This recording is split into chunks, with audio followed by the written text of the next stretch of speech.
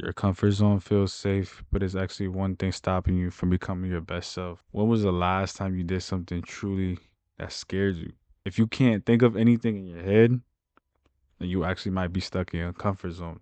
And it's time for you to step out that comfort zone. For example, when I'm stuck in my comfort zone, it feels like like I'm safe. It feels like everything's predictable just because I created like a routine. When you are in your comfort zone, it may feel very good for a short time period, but staying there too long can lead to stagnation. Trying new formats will push your boundaries and start to create change for yourself. So that's why you want to start doing more things and try to push your boundaries when it comes to certain things you're doing. When you're too stuck being comfortable or too stuck not trying to surpass your boundaries, you miss a lot of opportunities for growth, learning, and new experiences. You don't achieve your full potential because you're avoiding challenges. So you want to challenge them yourself and not be scared. Like I mentioned before in my videos, a lot of us tend to kind of freak out because we don't want to fail or we don't want to be looked upon. But you have to take that leap. You have to take that step for you to evolve as a human, for you to find your true powers, for you to be able to just lock in with the certain things you want to work on or the certain things you're doing and just do them your way. Like create your own sauce with this. And staying in a comfort zone just doesn't do anything for yourself. That's why in the real world, you see a lot of people who are too comfortable with their lives and they're not okay with taking that leap of faith or taking that risk or taking that challenge in their life that they need to take. And you're gonna regret it one day for not doing that, for not taking that path. Because then you're gonna see somebody at a younger age do the exact same thing you want to do, and then you're gonna regret it.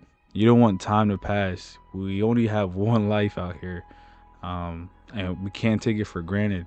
I just feel like you gotta appreciate your time here and really try to push your boundaries, regardless of what anybody says or what anybody looks at. You just want to keep going. You want to keep trying to achieve these goals. You want to push yourself and be more for yourself at the end of the day. Push. Because if you don't push yourself, you're going to get stuck. And you don't want to get stuck. And the only way you actually grow as a person is when you start to feel like you're not comfortable anymore. Like, let's say, for example, you want to shoot videos and you're shooting videos with different cameras and now you upgrade it to a newer camera. You got to learn the camera. You got to learn how to master the stuff. You got to learn how to, like, tame it and make it like your own way, use it your own way. So you want to just challenge yourself and force yourself to adapt, learn, and grow when it comes to everything.